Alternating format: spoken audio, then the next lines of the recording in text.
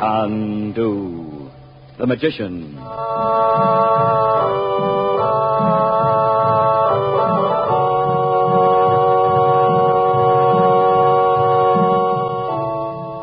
Good evening, ladies and gentlemen.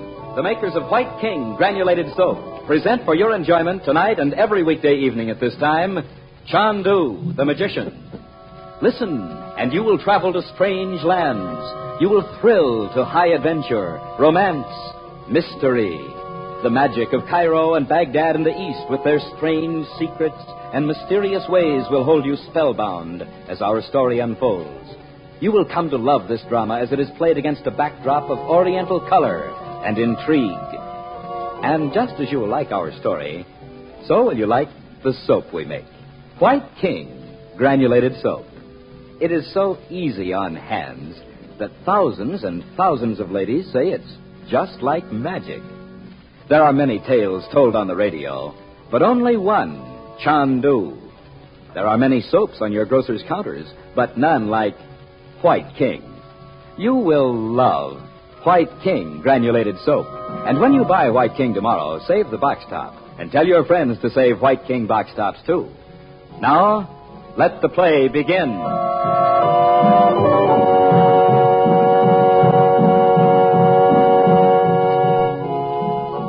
In Cairo, Roxor returns to his rooms jubilant over having used his newly perfected gas to kill Frank Chandler and Princess Naji in the hidden room in the pyramid. Then, almost at once, two of Roxor's Arabs bring in Bob Regent. But as Roxor attempts to question Bob, Chandler suddenly appears and vanishes, taking Bob with him.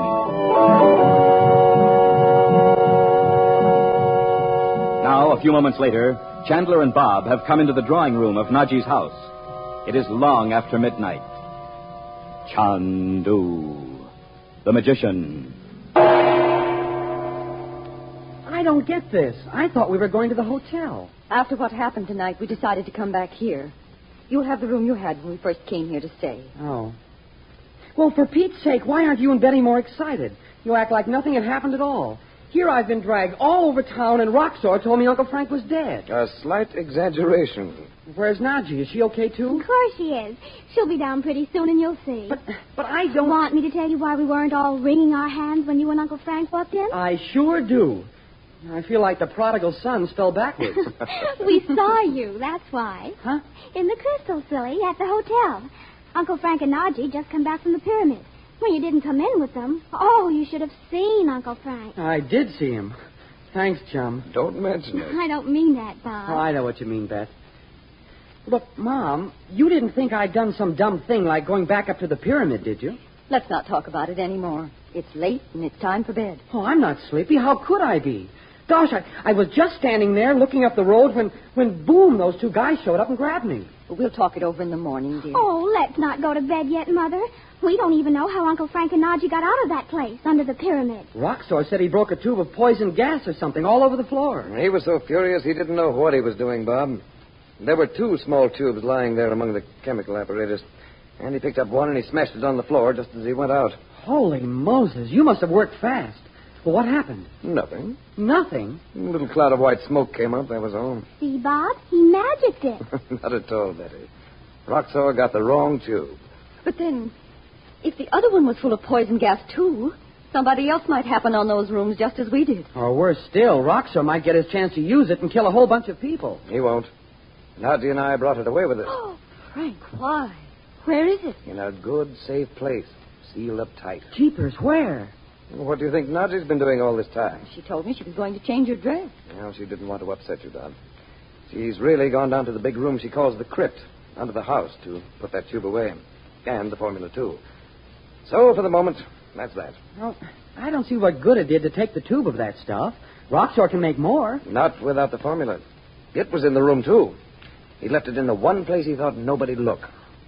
The sarcophagus. Exactly, Dot. Well, suppose we all... But Frank, you can't keep that deadly thing. You just can't. Well, we can't do anything else. I certainly can't break it open. But you could... And think. We've got hold of one of Roxor's most important weapons. Without the sample and the formula, it could take him years to perfect it again. And in the meantime... This sounds kind of crude, but if Roxor has a gas that would kill a whole city, well, why would he waste it on just you and Naji? When he gets into one of his rages, Bob, he doesn't think. That's the only explanation I know. You're just being modest. I bet he'd think it was worth it to get rid of you. Oh, Betty, you can think more gruesome thoughts than any child I ever saw. Oh, don't you think he would? I mean... I know what you mean, and it's time for bed. You too, Bob. You'll be sleepy enough in the morning when it's time to get up. No, none of you need get up early. I'll be gone long before you... Out of Cairo? Oh, I'm sorry. Didn't I tell you, Dot? I have to go away for a day or so on business. Oh. I know you don't like to have me keep asking you, but are you going somewhere you think Robert might be? I wish I could tell you I was. Well, who on earth could that be at this time of night? I'd better go and see him. The servants are surely all in bed. But Nadja keeps the man at the gate all night. I'll be back in a moment. Who is it? I must speak to him. They call Chandu. Who is it? I am Abdallah, the Bedouin. Oh, it is you, Chandu. When they told me at the hotel you had gone, Just a minute. I have much to say to you. I beg you, let me come in. I have no weapon. And how did you get past the man at the gate? When I said I must speak to you, he waited only to take my knife before... All right. The princess will deal with him. Come in. When you have heard what I have got to say, Chandu, you will not regret it. That will depend on what it is. Who was it, Frank? Abdallah! What's he doing here? Why did you let him in? He says he has something to tell me. Betty, you and Bob had better go upstairs. Why? I'd sure like to hear Mother, you don't think I'm afraid of him, do you? Well, just the same, I'd rather you went upstairs. Sister of Chandu, I am under the roof of the princess. What of it? Well, he means, Bob, that it's a disgrace for an Arab to harm anyone in the house where he's a guest. But run along, you and Betty. Okay. Well, all right. I don't see why we have to be sent to bed like children. All right, Abdullah. Let's have it. Chandu, hear me. I have come to help you. All my men are at your word. Did Roxo think I believe you because you came here in the middle of the night? I do not come from Luxor. I am in his service no longer. You don't believe that, Frank? Not for a minute. So that's all, Abdullah? I speak the truth. Chandu, hear my words. I beg you. Well? In my land, I am a prince. For many centuries, my fathers have been rulers of men. Caravans bearing treasures of ivory and rubies and perfume have filled our chests with gold. No man has called himself our master. Roxo tried to offer me a bribe tonight. I'm not interested. I speak for myself, not for Roxor. All this treasure is yours, Chandu. All my men, skilled in fighting, all my racing camels, my swift horses, the finest in the world. I'm not recruiting an army, Abdullah. Oh, send him away, Frank. No, Chandu. Offer me a test to prove I do not lie. Ask me what you will. I'll ask you a question. What about my husband's ring you wore that day in the bazaar? Where did you get it? Sister of Chandu, Roxor took it from the finger of Robert Regent. Well, you're getting down to business at last. Abdallah, when was this? 9 years. It must have been on the ship. No, but it was not long after the ship sank into the sea. Then Roxo was aboard the Athenia, Dot. But he wasn't in that picture in the lifeboat. Roxor did not sail on the great ship, Chandu. He was to go to America with the Effendi Regent, but, how do you say it? Roxor became angry. You mean they quarreled? It must have been over that scientific discovery of Robert's. Sister of Chandu, the Effendi Regent did not know Roxor had stolen papers from him while he slept. That can't be true, Frank. I think it is, Dot. Roxo took a lot of Robert's papers before the ship sailed. And then he found out the only one he really wanted wasn't among them. I was, Chandu. So he sent you to get them. You were on the ship. I remember now. Dot, where's that picture of the men on the lifeboat? Up in my room. Shall I get it? There is no need, Chandu. It is so. I was in the boat, in the dress of your country. I had no time to steal the papers from the Effendi Regent before the great ship was sunk. Oh, the curse of the prophet be... Abdallah, you pulled Robert Regent out of the water. Where did you take him? By the mercy of Allah, I saved his life. I knew Roxo would kill me if I came to him with my hands empty. Well, this sounds like the truth, Dot. He couldn't save the papers he was after, so he thought... Where did you take my husband, Abdallah? A very long way, Sister of Chandu. It was to Algiers, where Roxor was. You left him with that maniac? It is so. He knew not where he was. You mean he was ill? He didn't look ill in the picture. Tell me. Steady, Dot. All this was 9 years ago. Oh, Where is he, Abdallah? I have not seen him since that day, Chandu. Now, You will believe I have finished with Roxor and wish to join you. Why? Because of Miss Betty Lou. What do you mean? She is so gentle, so beautiful, like a white flower. Is this the way you speak to her? I am a Bedouin prince. In the black tents of my people, she will be a princess. Miss Regent is not for you. If you served me 1,000 years, she could never be. Don't even discuss it, Frank. Women do not understand these things, Chandu.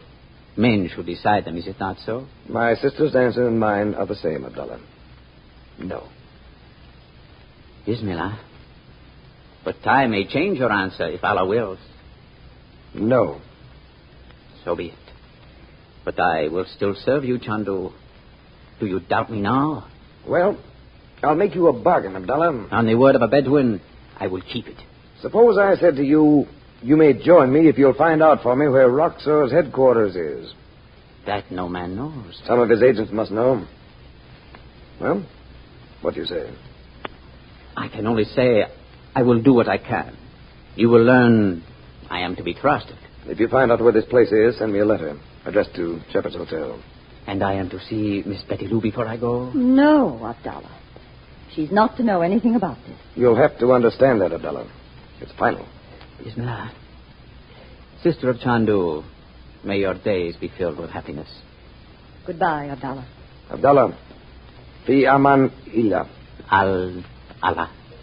You will not see me until I have won your trust. Peace be with you.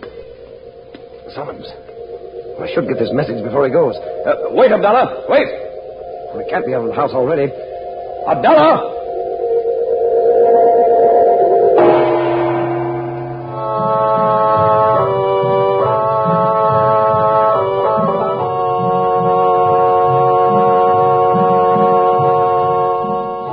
We pause before we say good evening to suggest that you and your family listen to Chandu every weekday evening at this time. Travel with us to strange places and faraway lands, and thrill with Dorothy Regent and her children, Betty and Bob, as they're plunged into the mystery and intrigue of Egypt and the Near East. And, of course, we'd like to have you use the soap we make, White King Granulated Soap. You'll love White King.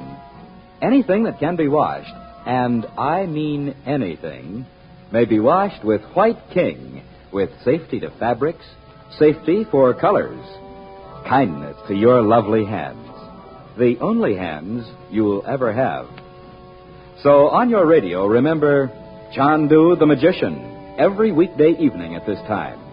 And at your grocer's, remember White King Granulated Soap. No other soap is like it. You will say no other soap has ever done your work so well. Good night.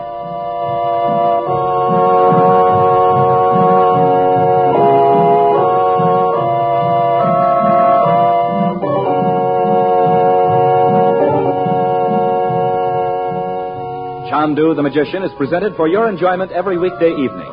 Frank Chandler is played by Tom Collins. The makers of White King invite you to listen tomorrow at this time when the story resumes. Chandu the Magician. This is the Mutual Don Lee Broadcasting System.